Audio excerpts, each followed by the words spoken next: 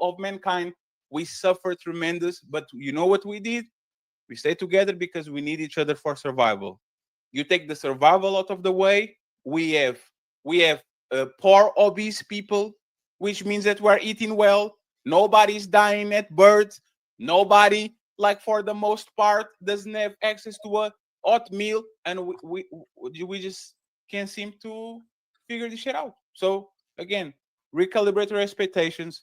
Life is motherfucking misery, and be happy if you can experience happiness here and there, because happiness is fleeting and it's going to peak one day, and then the next day you are going to be working for a job that you don't want to be there. It is what it is. Let me get. Oh, Well, she asked for the solution, and the solution is valuing a man more than yourself, more than control, more than your way, more than your dreams, more than your soft girl era, more than your strong independence, more than being a bad bee, a boss bee. And you see it with your kids. When you have children, you have to stop everything. So if you got to value the man more so than your kids, contrary to popular belief that women keep pushing, you have to love and value that man more than everything else. You have to want to live. You have to want to not live without a man. That makes them happy, That's Ali. why I would die for you. Ali, would that make them happy? No, but they get them security. No, Ali, but this is exactly what I'm saying. Is you are going to value your man, and a lot of times that shit is going to make you miserable as fuck. It's not supposed to make you happy. It's not supposed you having kids. That shit is not supposed to make you happy all the time. You're going to hate those motherfucking bastards here and there because they're just little kids. This is what they do, right? That's the reality. You might love them and say, but sometimes you don't want to get out of bed 3 hours early because you have to take care of the kids. So it's value these things. And even if you do, we don't think this because Ali is saying value your husband, that shit is going to make you the happiest woman in the world. Some days you will be, some days you will be all completely opposite, and it's fine. That's life. I'll give benefit of doubt, right? If you truly, and I told Fatty about 2 shows ago, as much as I keep happy going over this, if you can get the woman's mind, it's not her heart anymore. It's her mind, then the heart's going to come right behind it. But if your mentality can change and you valuing the person and you loving the person and cherishing the person and working for the person, you see that the value of that makes you happy. I give you grace. I give you benefit of doubt. I had a mother that loved doing for her children. Mom, go sit down somewhere. Go sit down. Go do something else other than for us. So that's hope there. But as much as I've been on these panels, as much as I met other women, and the generation of these women, it's kind of hard to see them even being happy when they say that. But I have hope. But for the most part, I don't. You're gonna have to put away your happiness and see it as your responsibility and duty to keep men and women together, like Grandma did. I think people are traumatized, both women and men. Honestly, from my opinion, from what I'm seeing, happiness is a choice.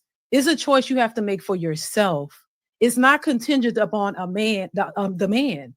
If you are an unhappy, miserable person, you're going to be an unhappy, miserable person, whether you've got a man, whether you don't have one. That's just who you're going to be. You have to make a conscious effort to love your situation, to love where you are.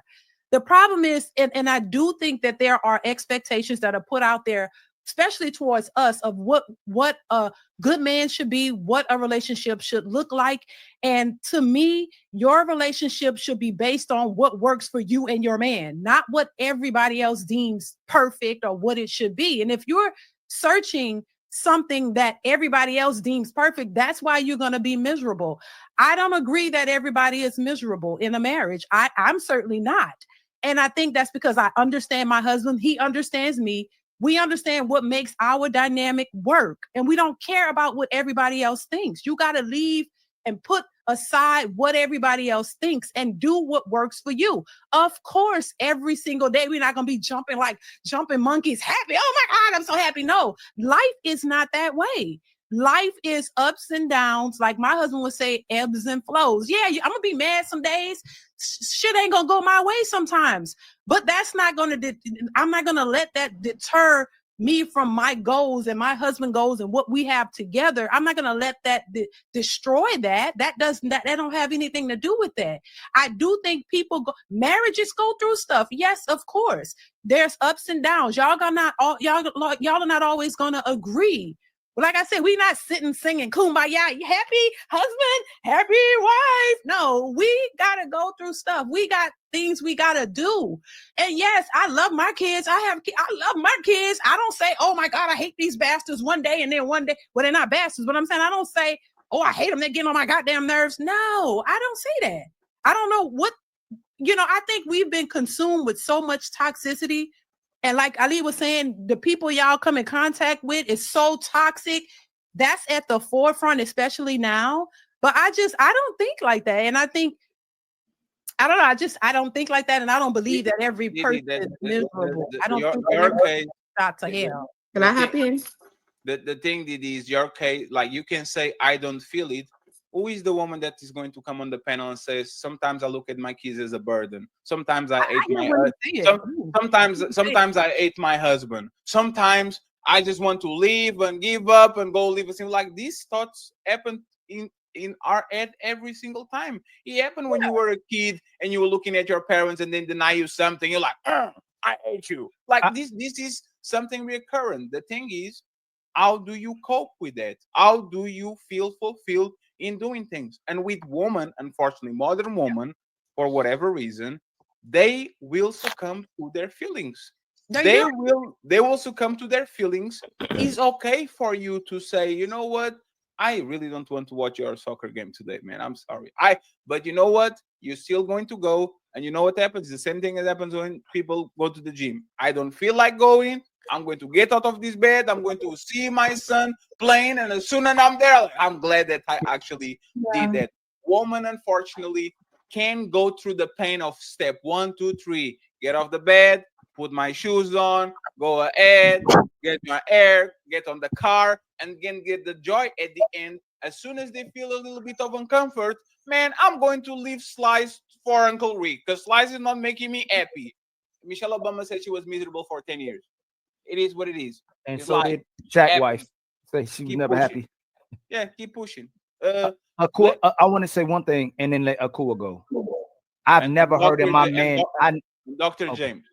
I never heard a man in my life say he didn't enjoy taking care of his woman and his kids. He didn't enjoy playing with his kids. He didn't enjoy being a father. He needed a break from work. He needed a break from his women. He needed a break. It's usually, man, I'm tired of not being loved. I'm tired of not being appreciated. I'm tired of not being valued. You know what I hear women all day? Sex break, food break, short vacay away from her family and man, long vacay away from her family and man, long girls trip away from her family and man.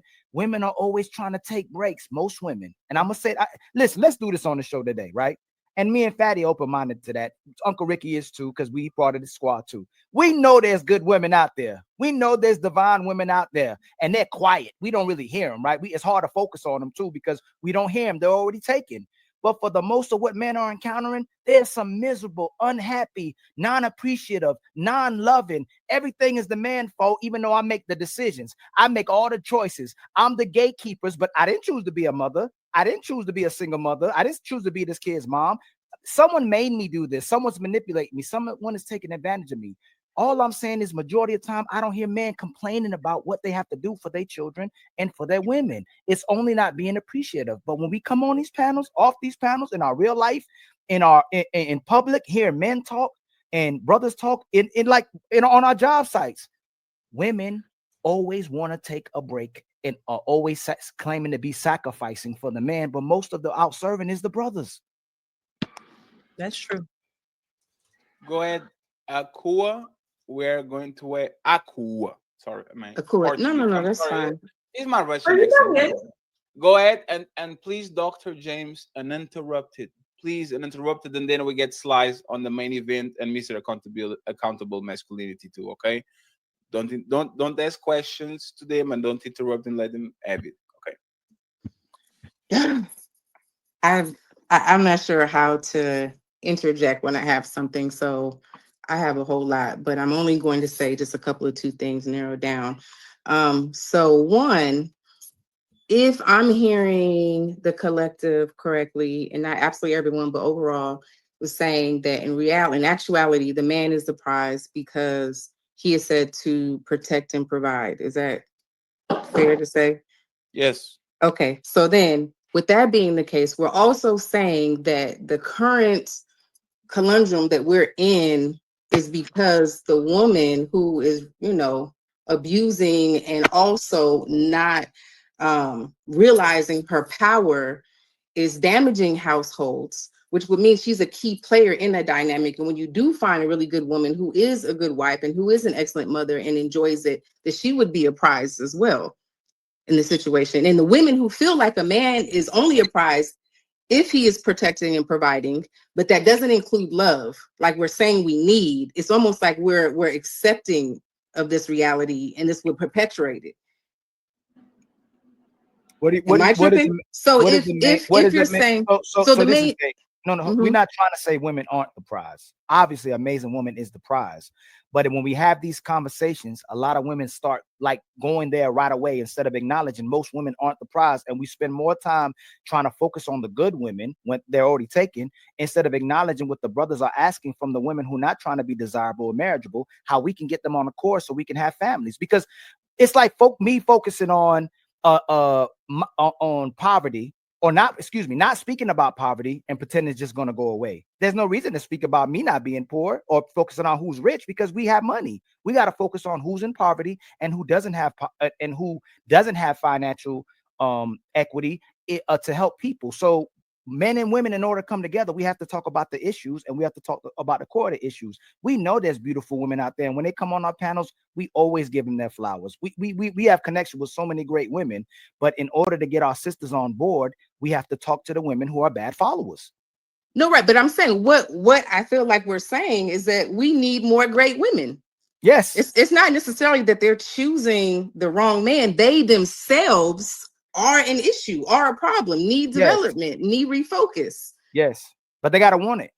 They gotta want it. But they also have to see that it's valued, which is the only reason why I'm saying that is a part of a man seeing that as a prize. That is who he's willing to sacrifice for. That's where it feels like, man, I love protecting and providing for this woman, and I know she would XYZ for me and our children and our family and our legacy. So that, to me, that's just a different kind of energy than just saying that that men are the prize because they protect and provide. But we don't want to perpetuate the idea that men's value is wrapped in only protecting and providing. Why not? That's what. Why are we? Because then you're not going to feel loved. You're not going to feel loved if I said I respect you only because you protect, you provide for me. So men don't think like women, right? We don't. You can objectify us to that. You can put us to that. We are on earth on here for each other. That's what I'm supposed to do. I'm not mad about you saying I'm supposed to protect and provide. It's the sisters that I'm tired of being objectified to a sexual object, or a housewife, or a homemaker. I want to do something outside of that. And typically what that is being a man. I want to make my own money. I want to get my own car. I want to get my own house, and I want to pursue my dreams. But we never see these dreams come to fruition. Most of what you see women do is go and get the guy that she can get that's the best deal, to get her nails done, get her feet done. She want to be a trophy wife. Where are all these dreams that a lot of our sisters are saying they're pursuing over being a homemaker and taking care of their men and children? So we should say men should be protecting and providing, but we need women who want to take care of the home and want to take care of their men and children. We should say that. Take all the social constructs away from here. What are we doing on earth?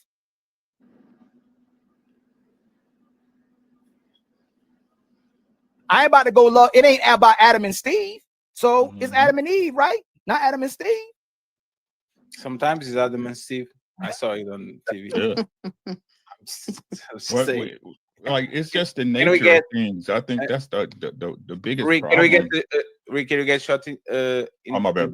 No, it's fine. Short intervention and doctor and interrupt, because doctor is so cold. We freezing him out like crazy. Doctor is just looking at us like, hey, forgive us, doctor, please. No, hey, doctor, let me drop this man real quick. It's his fault. It's his responsibility. He's the host of the show. He's doing it. My bad, man. Rick, go ahead, and then doctor, please interrupt it, and then I'll read the super chats and I'll pass the microphone to Slice and Mr. Accountable Masculinity. I got you. Thank you. My apologies. I just think, again, what we're looking at is just people trying to turn nature on its head and get rewarded for it. You know what I mean? Things are a certain way because they work a certain way. And the truth is, if we look at en masse, the culture that the modern women in the Western world are providing is totally against nature. right? Nature is of God. It makes sense. The order makes sense. If it's a seed outside in the dirt and it rains, it's going to grow something, right?